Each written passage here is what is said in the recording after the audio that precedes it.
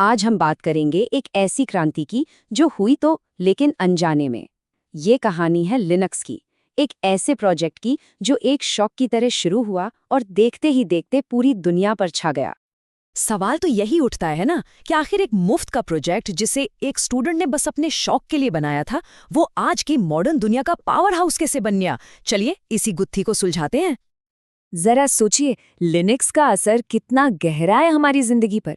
जब भी गूगल पर कुछ सर्च करते हैं, फेसबुक स्क्रॉल करते हैं या अपना एंड्रॉयड फोन उठाते हैं, आप असल में लिनक्स का ही इस्तेमाल कर रहे होते हैं। और सिर्फ इतना ही नहीं, दुनिया के बड़े बड़े स्टॉक एक्सचेंज, जी हाँ, न्यूयॉर्क से लेकर टोक्यो तक, सब इसी पर चलते हैं।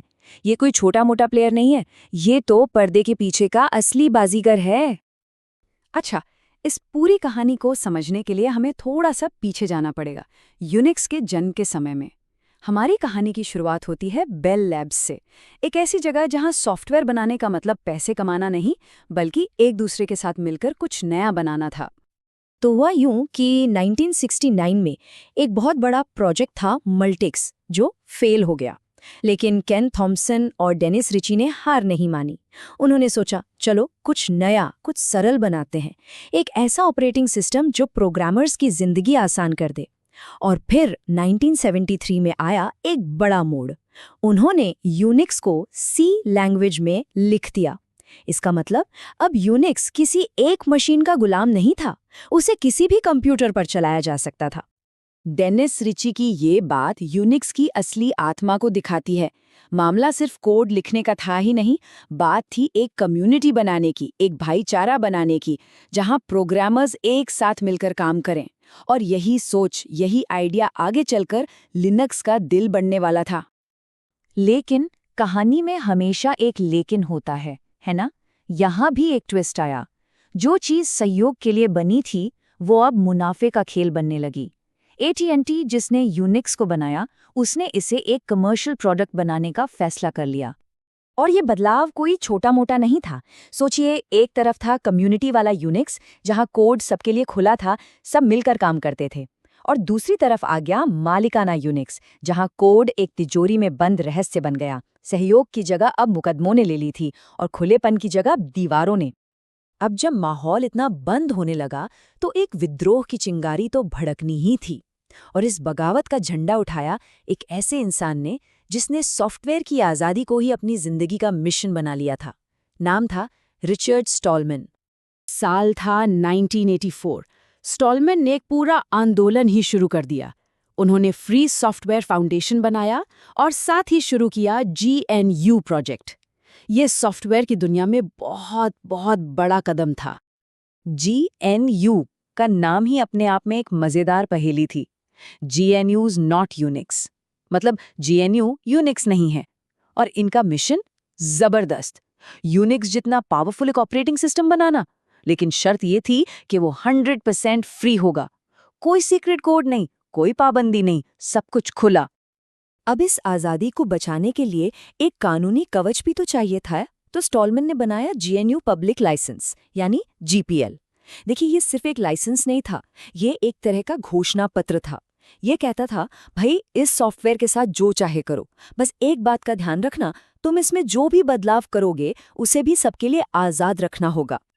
GPL के नियम बहुत सीधे थे, लेकिन उनका असर बहुत गहरा था। मतलब एक बार कोई सॉफ्टवेयर आज़ाद हो गया तो वो हमेशा आज़ादी रहेगा। कुछ लोग तो इसे एक लीगल वायरस भी कहते थे, जो आज़ादी फैलाता था।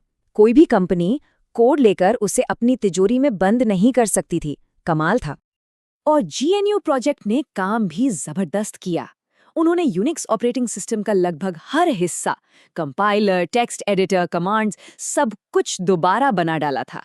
लेकिन सालों की मेहनत के बाद भी एक बहुत ही जरूरी चीज, एक अहम हिस्सा अभी भी गायब था।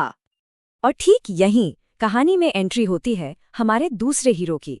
एक ऐसा लड़का जो कोई क्रांति नहीं करना चाहता था, वो तो बस अपने कंप्यूटर पर कुछ मजेदार करने की कोशिश कर रहा था, और उसका नाम था लाइनस टॉरवाल्ड्स। तो बात है 1991 की। एक तरफ GNU प्रोजेक्ट एक कर्नल यानी ऑपरेटिंग सिस्टम का जो दिल होता है उसे बनाने में लगा हुआ था, और दूसरी तरफ फिनलैंड में एक यूनिवर्सिटी का स्टूडेंट अपने PC पर कुछ बना रहा था। उसे बस अपने स्कूल की यूनिक्स सिस्टम जैसा कुछ चाहिए था अपने लिए। और फिर उन्होंने इंटरनेट पर एक मैसेज पोस्ट किया जो आज इतिहास बन चुका है। कितनी सादगी से उन्होंने अपने प्रोजेक्ट के बारे में बताया। उन्होंने साफ साफ लिखा, ये बस एक शौक है, कोई बड़ी या प्रोफेशनल चीज नहीं बनेगी। उन्हें क्या पता था कि उनका ये छोटा सा शौक पूरी कंप्यूटिंग की दुनिया को हमेशा के लिए बदलने वाला है। और यहीं कहानी के दोनों धागे आकर मिल जाते हैं। लाइनस का ये जो शौक था वो असल में वही कर्नेल था, ऑपरेटिंग सिस्टम का दिल, जिसकी जीएनयू प्रोजेक्ट को शिद्दत से तलाश थी। ये उस पहेली का आखिरी टुकड़ा था जो सब कुछ पूरा कर देता। तो लिनक्स का जन्म कैसे हुआ, इसे 3 स्टेप्स में समझ सकते हैं। पहला, जीएनयू प्रोजेक्ट ने सोच, टूल्स और कानूनी ढांचा यानी जीपीएल तैयार किया। दूसरा, लाइनस टोरवाल्ड्स ने वो मिसिंग पीस यानी कर्नल बना दिया। और तीसरा, जब इन दोनों को मिलाया गया तो बना दुनिया का पहला पूरी तरह से फ्री और पावरफुल ऑपरेटिंग सिस्टम। देखिए, ये सिर्फ एक ऑपरेटिंग सिस्टम बनने की कहानी नहीं है, ये सॉफ्टवेयर बनाने के एक बिल्कुल नए तरीके के जन्म की कहानी है। एक ऐसा तरीका जिसे आज हम ओपन सोर्स के नाम से जानते हैं। ओपन सोर्स, इसका मतलब बहुत सीधा है। मतलब जो कोड है वो सबके लिए खुला है, कोई भी उसे देख सकता है, इस्तेमाल कर सकता है और उसमें सुधार भी कर सकता है। ये कुछ ऐसा है जैसे पूरी दुनिया के डेवलपर्स की एक टीम बन गई हो जहां कोई भी अपना योगदान दे सकता है। ओपन सोर्स के एक बहुत बड़े समर्थक हैं एरिक एस रेमंड। उनकी एक बात इस पूरे कॉन्सेप्ट को बहुत अच्छे से समझाती है। वो कहते हैं, जब कई आंखें कोड को देख रही हों तो सारी गलतियां यानी बग्स पकड़ में आ ही जाते हैं।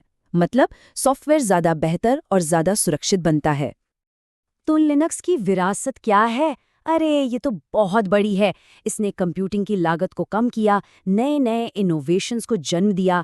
आज इंटरनेट के ज़्यादातर सर्वर, दुनिया के सबसे तेज़ सुपर कंप्यूटर्स, यहाँ तक कि हमारे फ़ोन में मौजूद एंड्रॉयड भी, सब इसी की नींव पर खड़े हैं। और सबसे बड़ी बात, इसने ये साबित कर दिया कि जब लोग एक साथ मिलके काम करते हैं ना, तो कमाल हो सकता है। और हाँ, अगर किसी के मन में ये सवाल हो कि फ्री सॉफ्टवेयर से पैसा कैसे कमाया जा सकता है, तो ज़रा ये देखिए। 2012 में रेड हैट नाम की कंपनी, जो ओपन सोर्स पर ही काम करती है, $1 बिलियन से ज़्यादा का रेवेन्यू कमाने वाली पहली ओपन सोर्स कंपनी बनी। इसने साबित कर दिया कि फ्री का मतलब बेकार नहीं होता, बल्कि ये एक कामयाब बिजनेस मॉडल भी हो सकता है। तो ये कहानी हमें एक बहुत पावरफुल आइडिया देती है। वो आइडिया है खुले सहयोग का, मिलकर काम करने का। ओपन सोर्स ने सॉफ्टवेयर की दुनिया को तो पूरी तरह से बदल दिया। अब सवाल ये है कि ये जबरदस्त मॉडल अगली क्रांति किस इंडस्ट्री में लाएगा। सोचने वाली बात है ना?